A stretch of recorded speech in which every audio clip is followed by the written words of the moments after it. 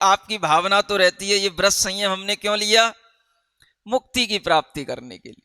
अब मुक्ति तो पंचम काल में मिलनी नहीं है, तो आपको स्वर्ग में ही संतुष्ट हो जाना, और उस स्वर्ग की प्राप्ति के लिए आपको कोई भावना नहीं करना। भावना तो आप यही करना कि हे भगवान, मुझे अपनी आत्मा का इस चतुर्गति के भ्रमण से मुक्ति मिले। भावना यही करना कि मैं अपनी आत्मा के अंदर उस परमात्मा को हमेशा ध्याता रहूं, और भावना यही करना कि जैसे परमात्मा की आत्मा के अंदर ज्योति प्रकाश प्रकट हुआ है, वैसा ही हमारे अंदर प्रकट हो। उतना करने के बाद भी आपको क्या मिले, इसके पीछे आप अपनी दृष्टि मत दौड़ाओ। इसलिए आचार्य कहते हैं सिर्फ कर्म करो और फल की इच्छा मत करो। आपने अगर कोई कर्म किया है तो फल तो मिलेगा, लेकिन आप किसी भी प्रकार के फल की इच्छा मत करो। आचार्य यहां तक कह देते हैं आप मोक्ष की भी इच्छा मत करो।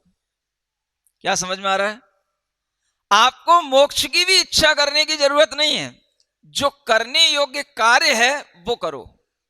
और करने योग्य कार्य क्या है? जो आपको चाहिए उसको अपनी दृष्टि में रखो। आपको क्या चाहिए? आपको ऐसे आत्म स्वरूप की प्राप्ति करना है जिसके बारे में पहले श्लोक में कहा था, यस्य स्वयं स्वभावाप्तिरभावे कृत्स्न कर्मण। जिनके अंदर सभी प्रकार के कर्मों का नाश हुआ हो, जिन्होंने अपनी स्वभाव की प्राप्ति कर ली हो, और स्वभाव की प्राप्ति करने पर जिनके अंदर अनंत दर्शन ज्ञान सुख वीर प्रकट हुआ हो, ऐसी आत्मा को अपने चित्त में धारण करो। बाहर मत देखो। कहां धारण करो? अपने चित्त में धारण करो। आचार्य कहते हैं चित्ते कुर्वन् निर्वधि सुख ज्ञान द्रगवीर रूपम। अगर आप अपने चित्त में आत्मा के इस स्वरूप का ध्यान कर रहे हैं, कौन सा स्वरूप? जो आत्मा ज्ञान सहित है, दर्शन सहित है, शक्ति सहित है और सुख सहित है, उस आत्मा का ध्यान करते हुए भी आपके चित्त में अपने आप आपके चित्त की परिणति ऐसी बन जाएगी कि आपका चित्त भी उसी मय होने लग जाएगा। चित्ते कुर्वन् निर्वधि सुख ज्ञान द्रगवीर रूपम त्वय्ये वासौ सो हम इति उत्पद्यते मति निर्विकल्पा। क्या कहते हैं आचार्य? आप ऐसा ध्यान करो भगवान का, ऐसा परमात्मा में लीन हो जाओ कि हे भगवान, मैं आप में हूं और मैं आप जैसा हो गया हूं। इस प्रकार की हमारे अंदर एक निर्विकल्प बुद्धि उत्पन्न हो जाए, हमारी मति में, हमारी बुद्धि में एक निर्विकल्पता आ जाए, और वह ध्यान करते करते आपके अंदर ये आभास होने लगे कि हमारे अंदर जो है वो भगवान के अंदर है, और जो भगवान के अंदर है वो हमारे अंदर है।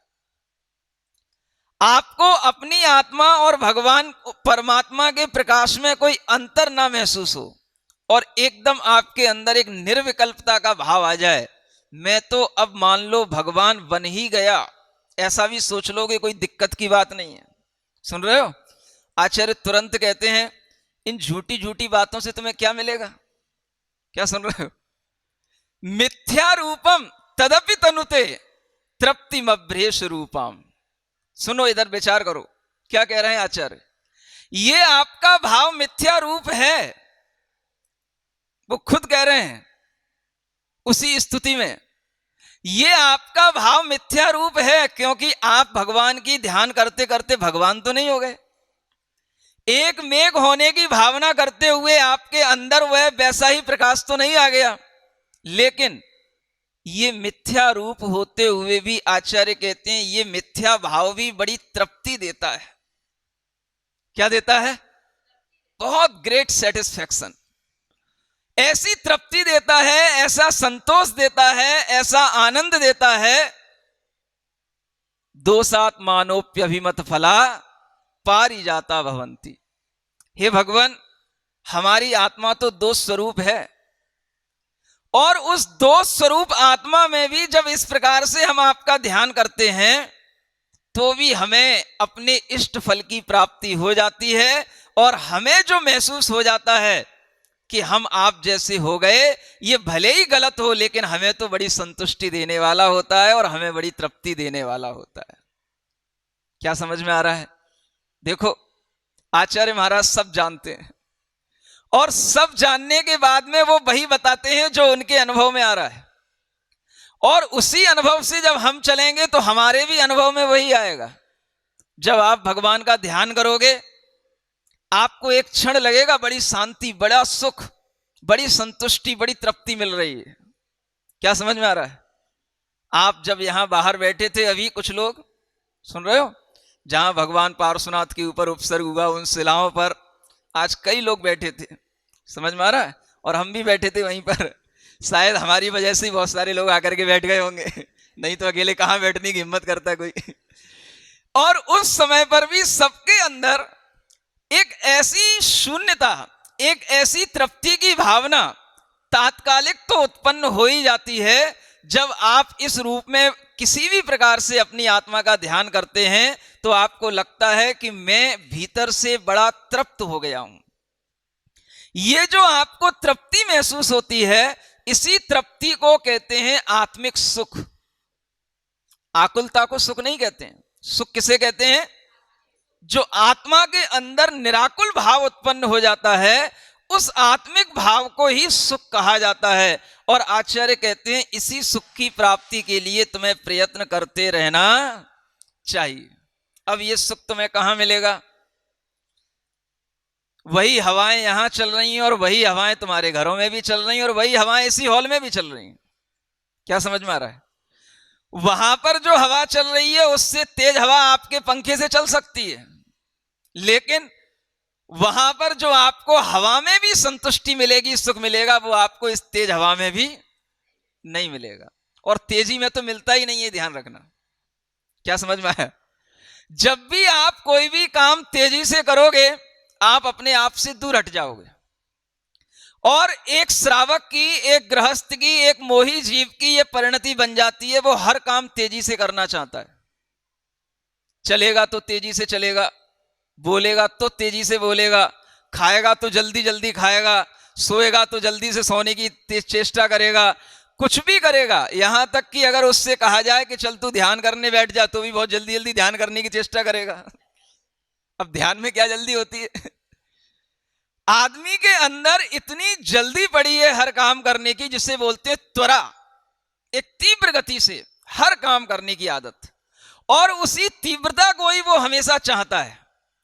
कभी भी हवा चल रही होगी, एक सहज हवा, शांत हवा चल रही होगी, तो उसमें वो संतुष्टि महसूस नहीं करेगा। उसको चाहिए फोर्स से आने वाली हवा। जब ये पंखे चलते हैं, कितनी फोर्स से हवा आती है। जब उसके सामने खड़ा हो जाता है आदमी, तब उसको थोड़ी सी तृप्ति महसूस होती है। ये जो भीतर आदत पड़ी है हर काम में जल्दी, और हर काम को जल्दी से अंजाम देने की, इस आदत को रोके बिना आप कभी भी ध्यान के योग्य बन ही नहीं सकते हो। क्या कहा जा रहा है? आपको अगर कभी अपनी आत्मा का ध्यान करने की भावना आ जाए, तो पहले अपने हाथ पैरों को शांत बिठाने की कोशिश करना। अपने मन वचन काय को पहले शांत करना, और मन वचन काय को शांत करने के साथ साथ ये महसूस करना कि हमें भीतर से कुछ करना नहीं है। कोई भी काम हमें करना नहीं है। जब तक आप कुछ काम करने की इच्छा करोगे, तब तक आपके लिए कभी भी ध्यान की प्राप्ति होने वाली नहीं है। जैसे ही आप अपने मन में ये विचार करोगे हमें अब कुछ भी नहीं करना, यहां तक कि हमें ध्यान भी नहीं करना। क्या समझ में आया? बस बैठे हैं तो सिर्फ बैठे हैं। जो महसूस हो रहा है उसको महसूस करना। अगर तुम्हें हवा भी महसूस करने में आए तो उस हवा को महसूस करना। प्रकाश तुम्हारे अंदर महसूस करने में आए तो उसको महसूस करना। जो तुम्हारे अंदर अनुभव में आए बस तुम उसको अनुभव करते चले जाना। तुम्हें कुछ भी चेष्टा करने की जरूरत नहीं है। और जैसे ही तुम चेष्टा करोगे तो तुम्हारे लिए ध्यान उखड़ जाएगा और तुम्हारा मन कहेगा चलो यहाँ एकांत में बैठने से, टाइम खराब करने से कोई मतलब नहीं, उठो यहां से। समझ में आ रहा है? आदमी की परिणति हमेशा उल्टी चलती है, और ये उल्टा मोह का भाव ही इस आदमी को उसकी आत्मा से मिलने नहीं देता। जब आप दुनिया के काम करोगे तो आपको लगेगा हम टाइम का यूज कर रहे हैं, और जब आप ध्यान करने बैठोगे, आप 1 घंटे बैठ गए, आधा घंटे आपने निकाल दिया, ये ठीक है कि आपको पता नहीं पड़ा आधा घंटे कहां गया, लेकिन एक क्षण आपके मन में आएगा ये टाइम वेस्ट करने से कोई मतलब। ये मोह है।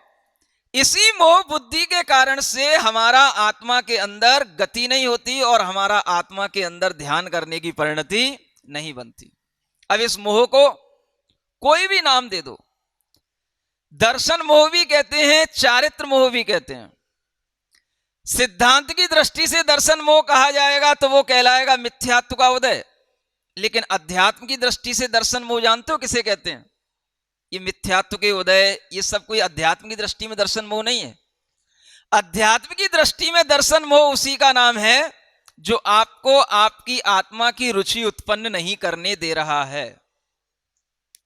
आपको स्वयं अपनी आत्मा की रुचि पैदा नहीं हो रही है, इसका मतलब है कि आपके अंदर वह मोहनी कर्म का अंधकार पड़ा हुआ है, और इसको अंधकार कहते हैं।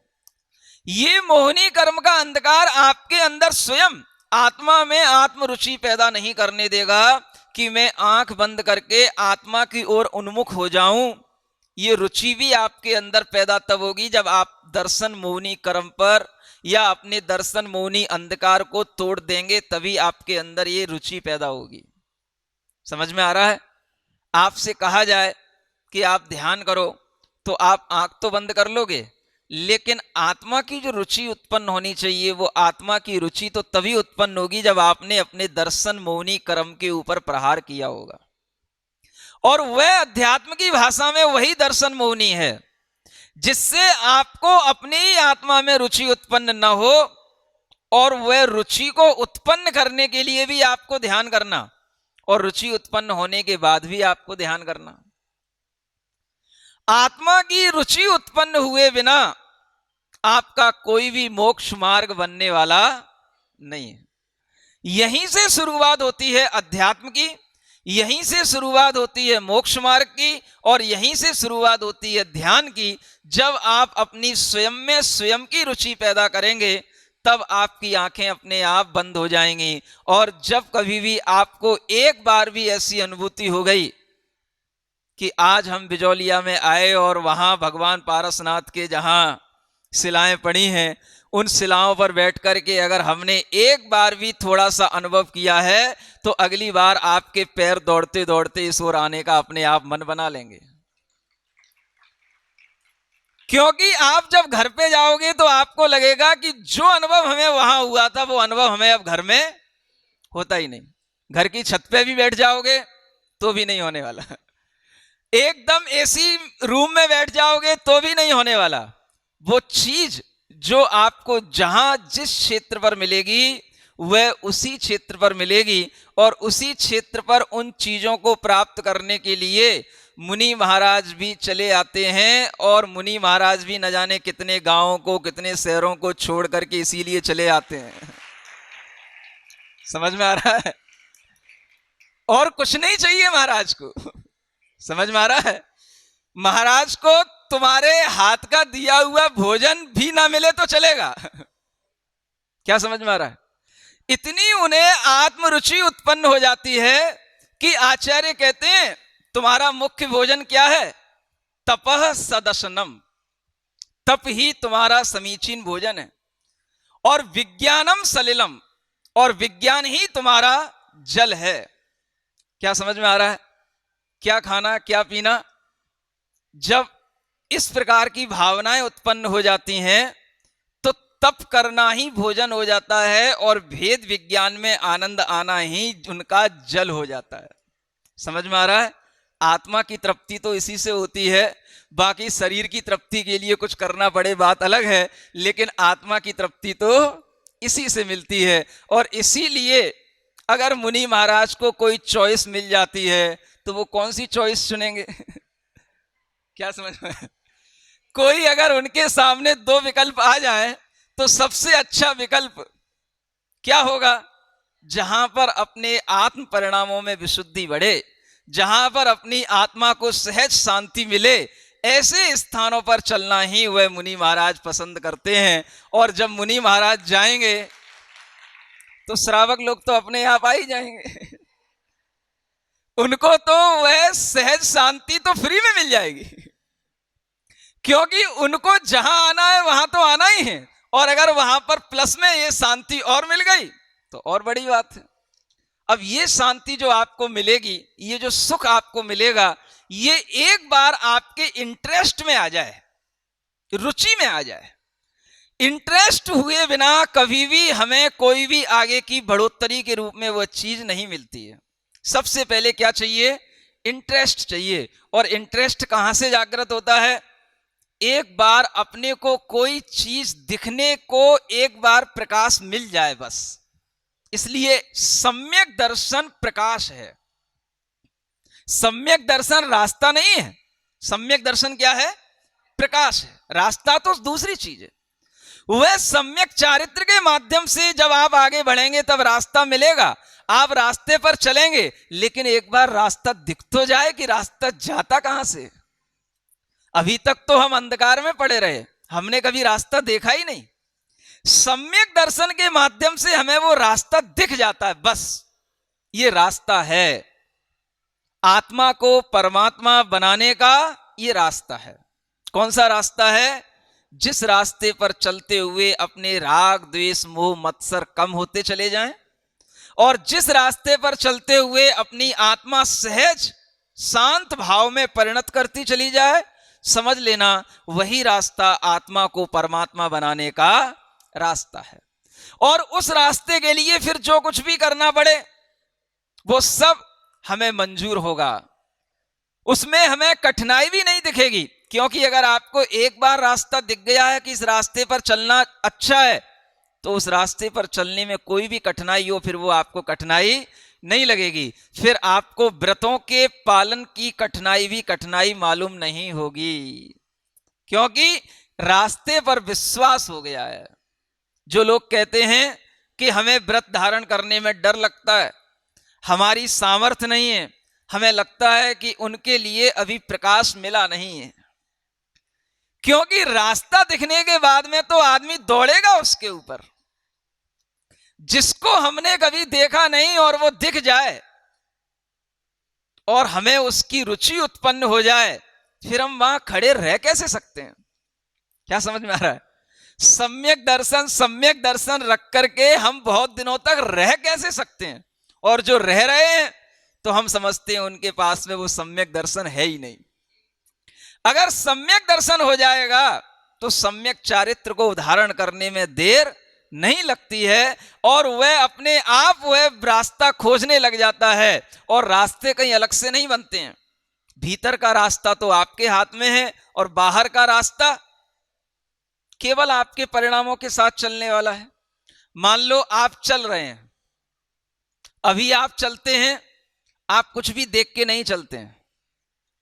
आपके सामने जो आ जाता है आप वो देखते हैं, आप कभी भी जमीन पर देख करके नहीं चलते हैं। और अगर कभी आपको जमीन पर देखने की जरूरत भी पड़ जाए तो आप इसलिए नहीं देखते कि हमें यहां पर कोई जीव की रक्षा करनी है।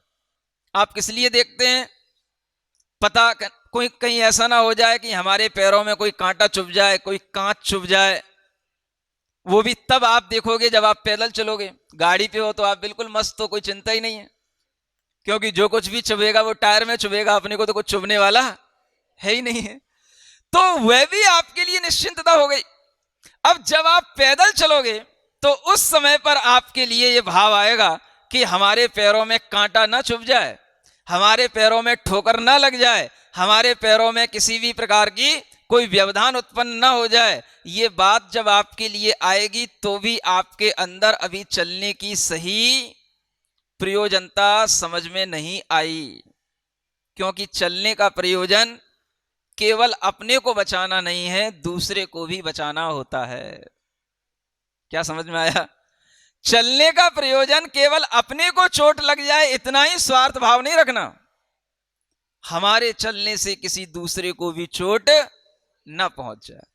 जब ऐसा भाव आ जाएगा तो आप जब भी कभी अपनी आंख खोलेंगे, बाहर चलेंगे, तो आपके अंदर भीतर का परिणाम जो धर्म का परिणाम होगा, जिसे हम दया का परिणाम कहते हैं, वो आपके आपके आगे आगे चलेगा, आगे आगे चलेगा। वो धर्म आपके आगे आगे चलेगा। वह दया धर्म का परिणाम आपके चलने में आ जाएगा। और उस समय पर चलना तो आपका पहले भी हो रहा था, अभी भी चलोगे, लेकिन आत्मरुचि उत्पन्न होने से, सम्यक दर्शन की प्राप्ति होने से आपके चलने में अंतर आ जाएगा। अब आप देख करके चलोगे तो इस भाव से कि हमें जीव दया हो जाए, कोई भी जीव हमारे पैरों से मर ना जाए।